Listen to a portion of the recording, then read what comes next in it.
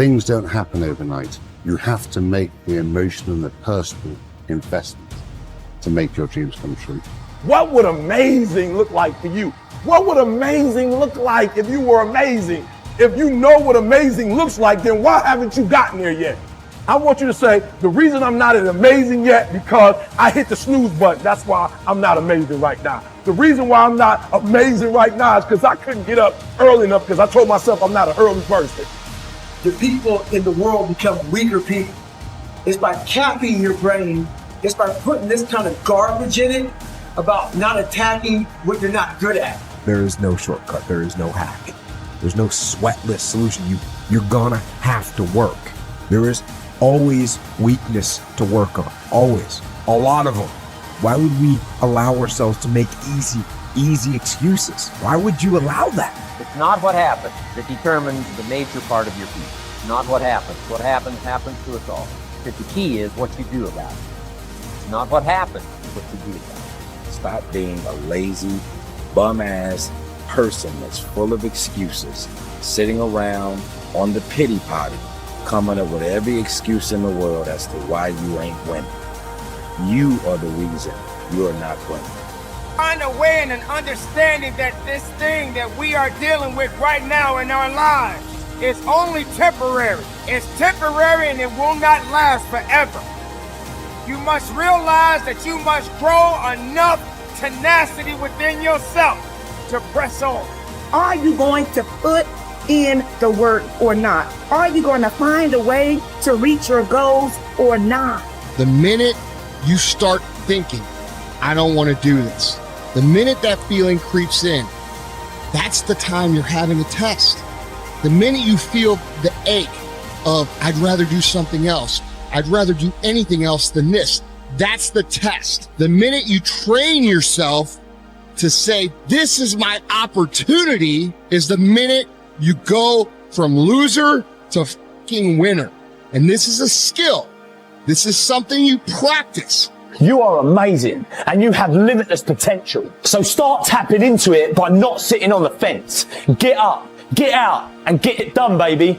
Let your work get your opportunity. Let your work get your praise. Let your work open up doors. Let your work get people paying attention. Let your work get the whole world to notice. Stop thinking, stop procrastinating, and you gotta work. So you got to make sure that you constantly are rewriting your book.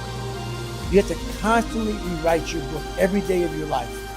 You know, and these aren't just words I say. This is how I have to live. Like, these are conversations I have with myself. And I say it everywhere I go. The most important conversation when you have with yourself. Yes. You live with it every single day. But most of our conversations are not the right ones. They're not the ones that are going to push us to the place we need to go. They're the ones that are going to keep us sitting in that toxic environment that you helped create and everybody else helped create, and you just live in it. You live in that muck, and that conversation just plays in your head. That becomes you. So my first conversation when I was absolutely nobody, and that's one thing you have to say. We live in a world now that's so kind. We find the kind way around everything. Like, if you don't look good, I have to find a kind way of saying, I don't like your shirt. Right. That's not the approach. The approach you have to take, at least I take. You take whatever approach you want. The conversation had to be a real, honest conversation. In the accountability mirror, guess what? I was fat. Don't find a kind word to say that, you know what, I've gained some weight. No, you're fat. When I couldn't read, not like, hey, you know, you can learn this again. No, I cannot read. For fourth grade reading level, I'm struggling. And sometimes I call myself stupid. Not in a way to put myself down. So don't take it like, my God, those are so hurtful. Yeah, they're hurtful. It's honest. The conversation has to become an honest conversation of where you're at mentally. Where am I at mentally? I look like I feel like I'm falling behind in school. I'm lazy. My house is a mess. You have to look at what it is and call it what it is. Don't find words to make yourself feel better, because that's what, so we hang around people that make us feel better, that tell us what we want to hear, not what we need to hear.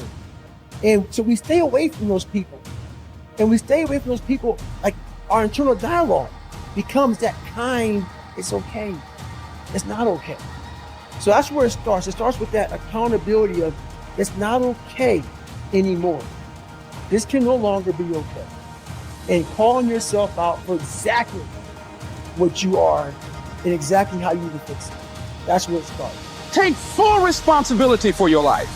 Accept where you are and the responsibility that you're going to take yourself where you want to go.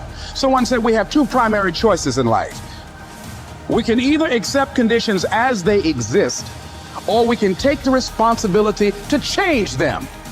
See, a lot of people want to exempt themselves from taking responsibility. All they want to do is talk about the problem. Every time you see them, they'll tell you their story over and over and over and over again. No. You want to take responsibility for your life. I got me here, I can get me out of this. And I'm getting out. I'm not going to be a volunteer victim. George Bernard Shaw said there are two kinds of people in life. You know, he said those that make things happen, those that watch things happen, and those that don't know what happened. And he said the people that get along in this life look around for the circumstances that they want, and if they can't find them, they make them. They create them. So part of beginning to get unstuck, you've got to decide that the behavior pattern that you have adopted doesn't work for you. You've got to change your strategies, and changing your strategy means reinventing your life, recreating you, and you have the power to do that. You can decide that you're going to change, that you're not going to be a wimp. You can decide that you're going to stand up to life. You can decide that I'm going to live each day as if it were my last. You have the power to make that decision. You can decide I'm going to work on myself and develop myself. I'm going to empower me. And all of these things that are happening to me right now, they're just temporary inconveniences. They're not stronger than I am. I'm in charge here. Your self-confidence is closely connected to your self-esteem and to how much you like yourself. Dr. Nathaniel Branden calls self-esteem your reputation with yourself. It is how you feel about yourself and your abilities in relation to any situation that determines how much you like yourself and consider yourself to be a valuable and worthwhile person. The more you like yourself, the better you do. The flip side of self-esteem is what psychologists call self-efficacy. Self-efficacy is a measure of how effective and competent you feel you are to perform a particular task or to achieve your goals. This is called performance-based self-esteem. What this means is that if your self-confidence and your belief in yourself are determined by your self-esteem, or how much you like yourself is determined by how capable you feel you are in any given set of circumstances. For example, if a problem comes up at work or home, and you are so familiar with it that you can solve it quickly and correctly, your self-efficacy and your self-esteem goes up. You feel more capable and confident and more willing to take on other challenges and difficulties. You feel more positive and optimistic. You feel like an excellent person. If, on the other hand, a problem or difficulty came up and you were unable to do anything to solve it, and you felt frustrated or ineffective, your self-esteem would suffer and your self-confidence would go down. You would feel negative about yourself and your abilities. You might even become angry or depressed. You would feel powerless rather than powerful. That's why they say in playing poker, the winners laugh and tell jokes while the losers say, shut up and deal. The law of cause and effect applies to everything you are today and to everything that you become.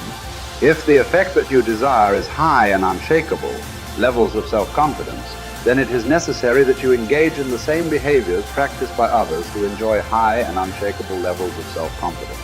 And you will soon experience high levels of self-confidence yourself. Studies conducted on thousands of men and women who have moved from ordinary to extraordinary performance and who have moved from feelings of inadequacy to feeling great about themselves show that there is a direct cause-effect relationship between competence and mastery on the one hand and self-confidence on the other. To attain this wonderful, healthy feeling of optimal performance, you need clear goals, challenging standards, regular feedback, total concentration, step-by-step, step success, and the feeling that you are expanding your capabilities to a new, higher level. When you have created a situation in which you experience all of these, you sense that you are working at the outer edge of your own personal envelope. You feel that you are getting progressively better and better at something you are ideally suited to do. and that while you are still working within the range of your capabilities, you are stretching yourself at every moment. When you are caught up in this kind of experience, you often lose track of time. You become unaware of hunger, thirst, or fatigue. You feel calm and clear-headed and euphoric. Tests show when you are in this state of flow, your brain releases endorphins, nature's happy drug, which causes you to feel happy and energized. Often, while you are in this state, the rest of the world seems to slow down.